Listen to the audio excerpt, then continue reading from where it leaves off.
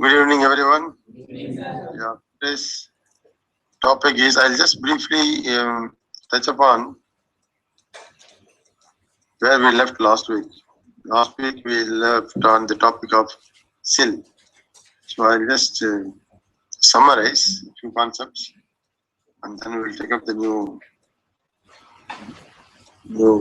assignment. New assignment is, I just want to give a flavor of how do you calculate risk and risk mitigation. So risk and everything else, I think it was covered by Mr. Sridhar Kumar. Just want to give one numerical example, so it is very theoretical, but still to bring home the point, how is risk calculated and how is the mitigation measure taken and how do you do an iteration to reduce the risk to the desired value what you want. So that will be the key portion for today. But before that, I just want you to recollect the following.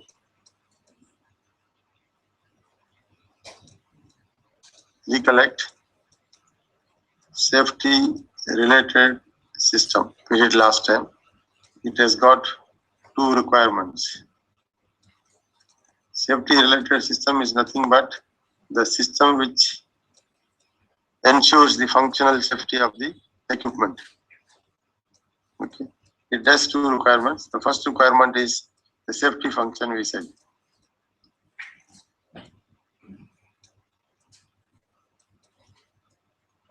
The system may have many safety functions. I gave examples. The panel interlocking, for example, interlocking is one safety function. Giving indication to the station master is the second safety function. Driving the point machine is the third safety function. Point machine indication repeating is the fourth safety function. So every big system will have many safety functions. So you have to first identify. So all of them working together is called the functional safety. I use the word functional safety for that. That means the functional safety is the overall safety. Functional safety is nothing but the overall safety.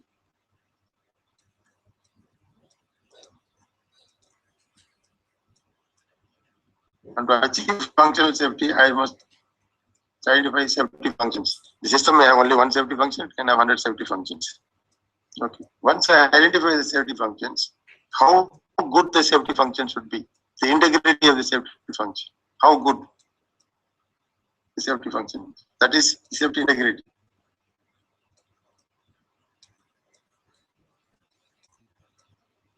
Safety integrity. So for the functional safety, I need to identify what are the safety functions it has to do. List out the safety functions and how good the safety function it should be. That means integrity, that means no failure. Practically, I will say, suppose there is no failure of that function. It is an excellent safety integrity. Now here, when we say failure, safety integrity, when we say failure, it is always a failure on the wrong side. The integrity is failure free from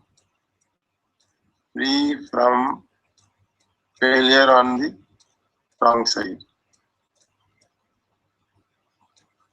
Right side failure, we are not worried. Free from failure on the wrong side, because failure on the wrong side will cause an accident. For example, conflicting routes, two opposing trains, two green signals come at a time. It is a failure, and it is a failure on the wrong side. Supposing you want a signal to go to green and it does not go. This is also a failure, but it is a failure on the right side because it will continue to be red. So when we say integrity, we only mean the failure on the wrong side. We don't find worried about the failure on the right side. That comes on the reliability of the portion.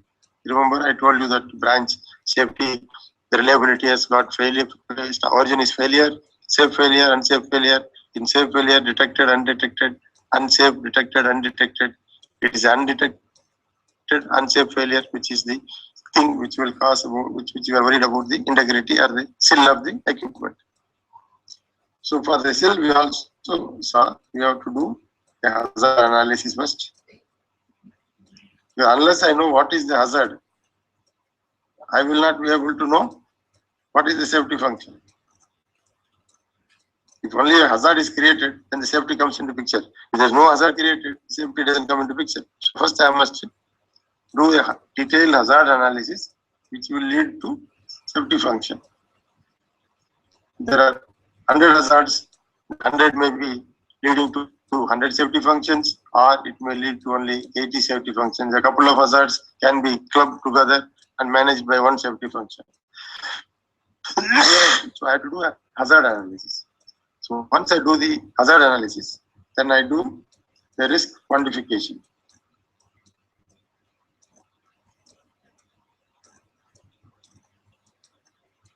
Risk quantification. Because unless I quantify how much wrong side failure will come and right side failure will come, then out of which I worry about the wrong side failure, then I'll decide the seal level which is required. Okay. So this we saw in the last class, by and large. Now, one additional thing I forgot last time was we introduced the words equipment under control, control system. Then we say safety related system. The three systems we introduced the concept.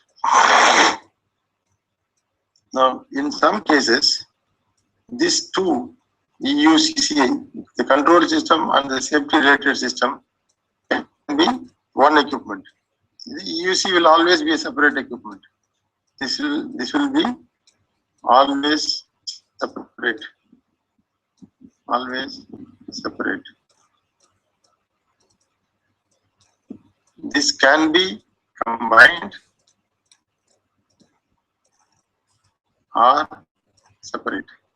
There can be two separate functions, separate equipment. The control equipment of the EUC can be separate, safety related system of the EUC can be separate, or these two can be put in together. This concept I didn't introduce last time because I only told about these three items. Now I just briefly complete this, how it will look like if they are separate, if they are combined. Pictorially it will look like something like this. Why I'm saying all this is the SRS, the seal is always in reference to SRS. The seal is not for the EUC. The seal is not for the EUC control system. The seal is always for the safety related system. The normal equipment under control. In the case of I gave examples, I will come back to that again. The seal is always for the SRS. Okay. Now, I said there are two architectures. One is you have the EUC, the equipment under control, which in case can be a train. Then EUCCS is there. EUCCS in the case of a train will be what? EUC control system. This is EUC control system. In the case of a train, for example, it can be the driver.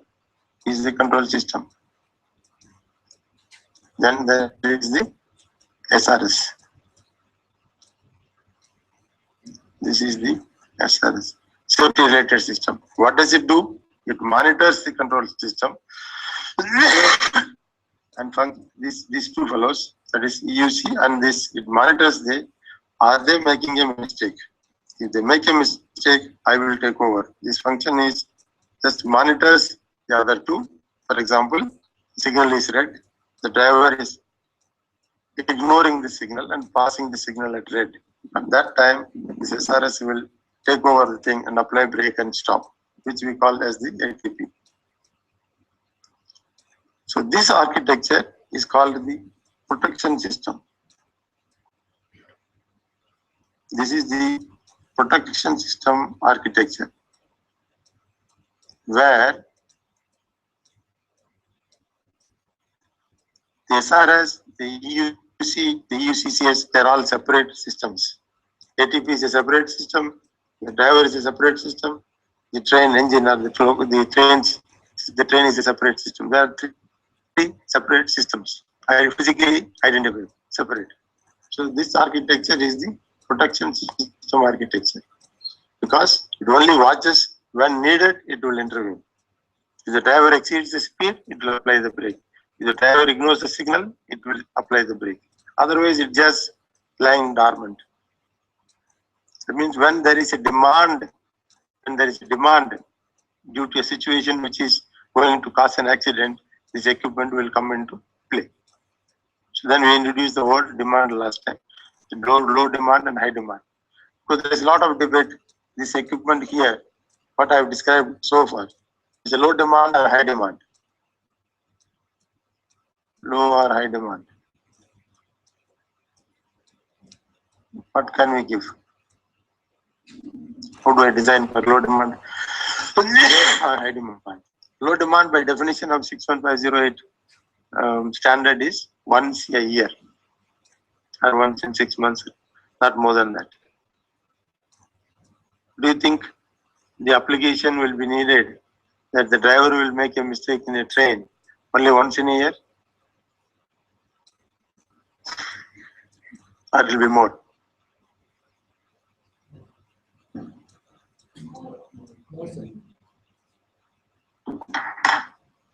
What do you say? It will be more, sir. It will be more. It can be, if it is an excellent driver, it can be even once. You may not even make a mistake. Lifetime, there are drivers who don't make a mistake in the lifetime. Because once a driver passes the signal at danger, he loses his job, for sure. He is just taken out of that role and given some other ground duty. So very rarely it happens. So one point of view is, it is a low demand system. ATP is a low demand system. But the other point of view is, no, we don't agree to that, because we don't know how the driver will behave. Our average maybe once in a year, but there can be two things. We are not running one train, we are running many thousands of trains. So there can be a lot of mistakes. So people say that it can be argued either way. There is no end of this argument. There is no finality in this. So, but in the design, last time I said, we take it as a high demand.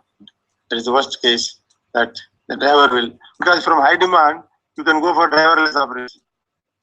Once I demand for high demand, metros is driverless operation.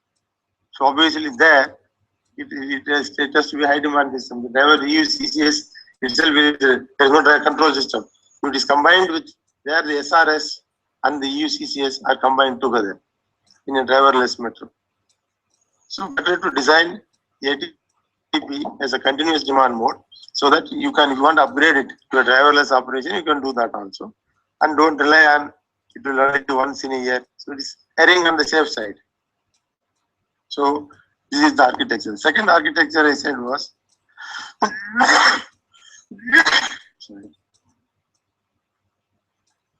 where the control EUC is there, then the EUC, and this is the EUC control system plus SRS, both together in one equipment. They are not two different equipment.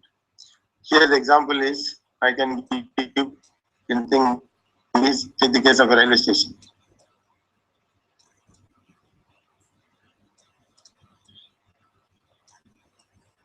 What will be the EUC? Last time we discussed the point, the signal, it operates all this equipment and gets input from the track circuit, point, signal, everything. So it will be the EUC. So EUCCS, the station master and the interlock.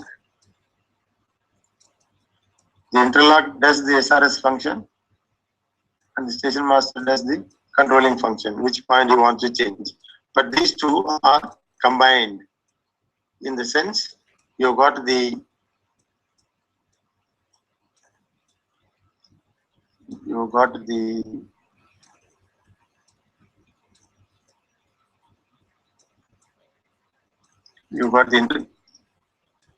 you got the interlocking equipment to which the panel is connected. It's an integral part of this. It's a part of this, and to which the station master is controlling this. So all these things is treated as one equipment. This is a part of it. He just interacts with that. This and this and this are in fact one box. Two separate boxes but interconnected with wire as a single box. Where the interlocking control and the SRS are together in one function. Now in this case, the question now is it a low demand or a high demand?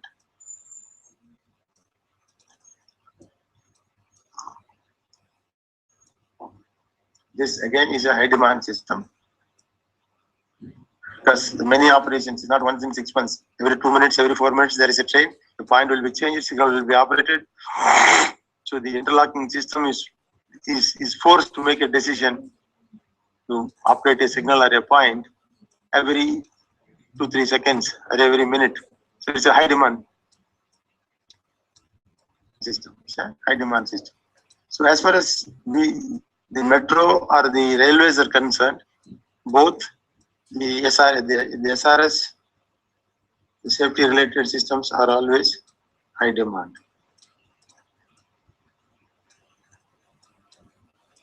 Design it for a high demand system because it has got different probability of the wrong side failure. The very probability of wrong side failure is very, very low for a high demand system than when compared to the low demand system. Okay. So this we saw, this concept I didn't say it can be combined together. So we saw that. So safety integrity level is, these are all given in standard EN 50129. This gives the total, how to calculate the SIL, hazard analysis, how to do the organization, how to allocate SIL, all those things you can read in this 50129. So again, to stress on SIL is nothing but how good is your SRS. Now, the next question we asked ourselves was, if it is the quantification of the risk, and if I can, based on the risk available, if I can give a SIL, why is it not continuous? Why not SIL 1.5, 1.8, 1.93, 2.9? Why have they decided the SIL as SIL level 1, 2, 3, and 4? And in between there is no SIL levels. Level 1, 2, 3, and 4. If risk can be, if we can quantify risk arithmetically, the risk can be any value. And if that is the thing, then the risk mitigation or the SRS can reduce the risk from any value to any other value. So the SIL should be a continuously measurable quantity. I can calculate SIL. Why I only put 4 levels is the question which I briefly touched upon last time. Because though risk quantification is both qualitative or I can do mathematically. This is maths. But remember I said SRS contains SRS equal to hardware plus software. This is random failure. The hardware has random failure about which we discussed all the last so many classes, which is failure pattern, distribution, out function, this distribution, all sorts of things. But software does not have random failure, it has only systematic failures. We saw last time, systematic. But the SIL has to qualify the integrity of the SRS. The integrity of the SRS is not only hardware failure, but software failure also. Though this can be quantified by mathematics, this cannot be quantified by mathematics. So what that is why they have divided into 4 integer parts: cell 1, cell 2, cell 3, cell 4, and for each one they have given a probability of wrong side failure. Probability of wrong failure, a very high value, for example, for this 10 power minus 8 to 10 power minus 9. This is only this portion, the random failure hardware part. But for the software part, they have described the method of doing the software. What process you should follow, how much independence should be there, what code you should use, what language you should use. All those things, they are in qualitative terms. Since that cannot be mathematically defined, so they said, okay, let us make into 4 parts. Cell 4 means there is a hardware part which is quantifiable. There is a software part which is not quantifiable, but there are methods mentioned how to do it. For each cell level, there is a quantifiable part of wrong side failure, and there is a procedure how to do the software. Had software been not there, just risk analysis is enough. You can say my wrong side failure should be 10 power minus 9. So that's it over. You don't have to say about cell at all. You can only say my wrong side failure is 10 power minus 8 minus 9. I have designed the system. Since there is a software involved, you have to choose any one cell level, depending on both the hardware and software. Okay.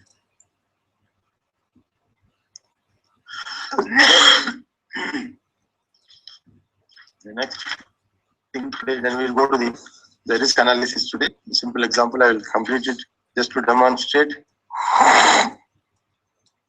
We said risk. Sudhir Kumar must have told you. There is hazard. Hazard is nothing but, what is hazard? I told you also. It is nothing but accident waiting to happen. Accident waiting to happen. I will give example also. You spill oil in your house. This is a hazard. There can be an accident waiting to happen. You walk over it, you will fall down. So this is a hazard. So we start from the hazard analysis of the equipment. How do I do that? FMEA, failure mode analysis, may find out which are acceptable failure, which are hazardous failures. Then we said how severe it is. What is the probability of occurring of this? Then these two together is the risk.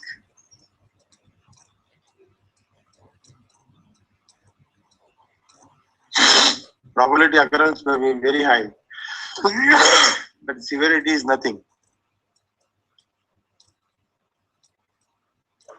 Very low severity. Then the risk is still less. This may be very low probability of occurring, but the severity is very high. Catastrophe, hundreds of people will die. The risk is very high. This, he must have taught you those things. And then we say probable, highly probable, improbable, minor, major, all categories he must have given the risk matrix, you remember? So that is these two are the things, parameters for the risk matrix. So this is the risk. So having introduced risk, now let us try to do the next logical. I will do an example. So I got the risk now.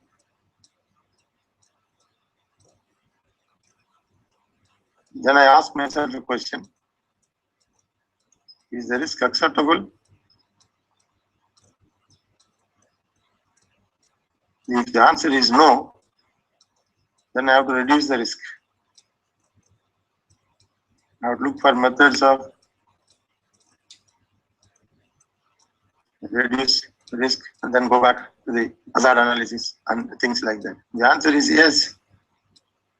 The system is fast. I've done my job. Now, how do I do the risk acceptable or not? How that will be criteria. Unless there is a criteria, I cannot decide this. The risk is this much, is acceptable, not. There should be criteria. So I compare. I use the risk criteria.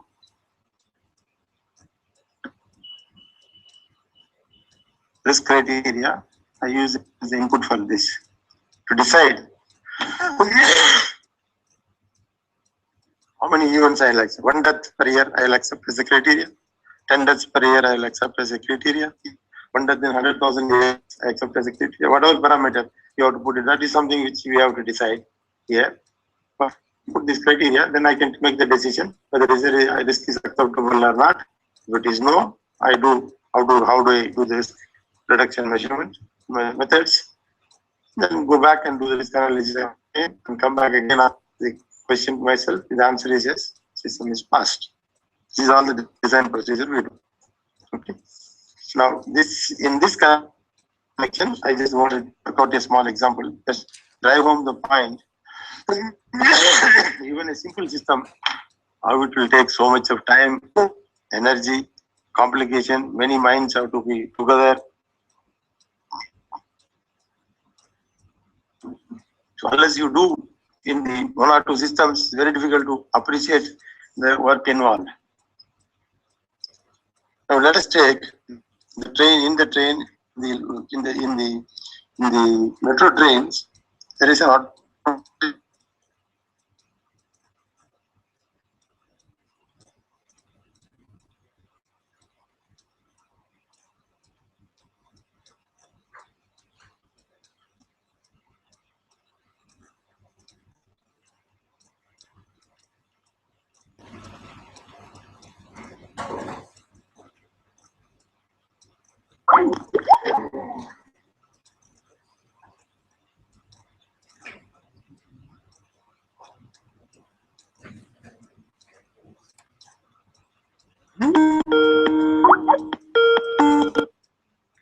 I said got disconnected. Hello.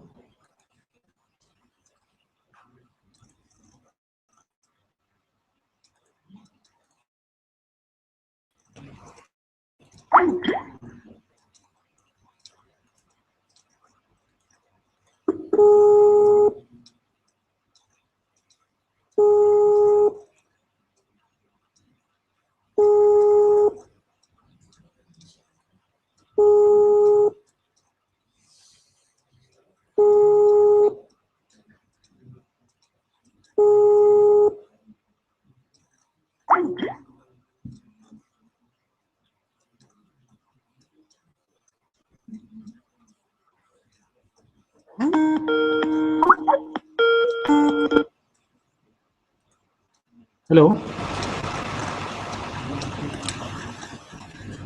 Hello.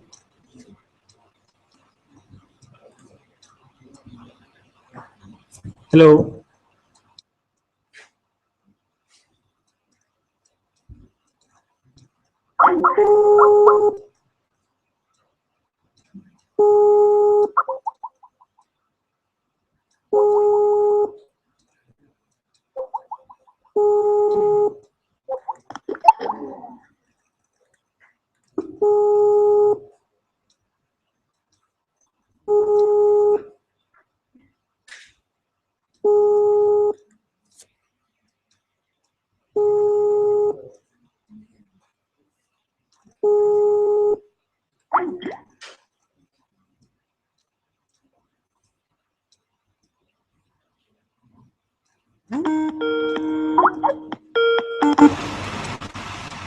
Hello.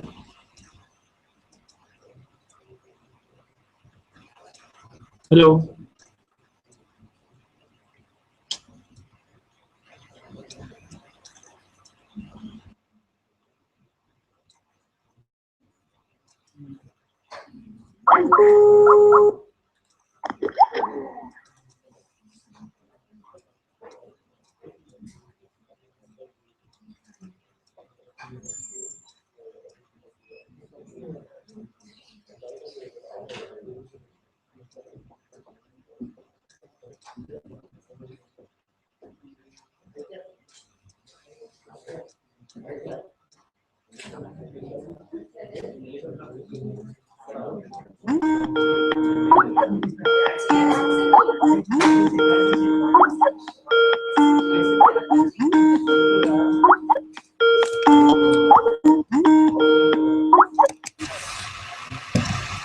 Hello?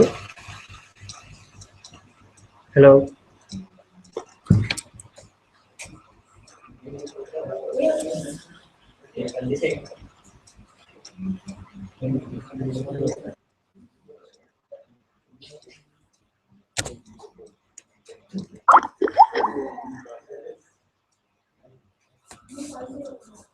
चला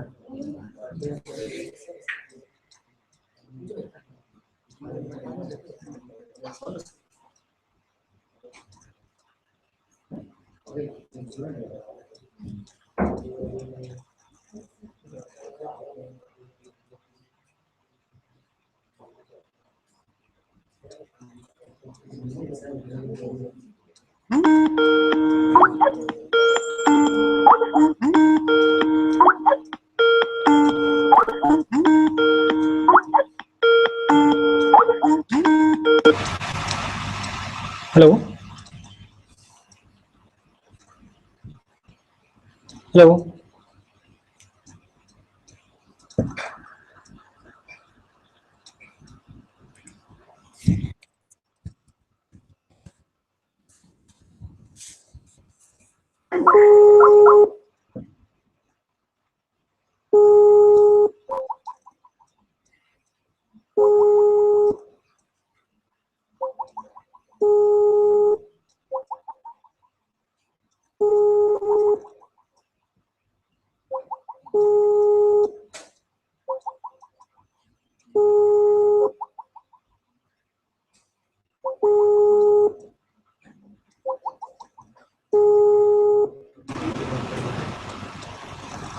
Hello?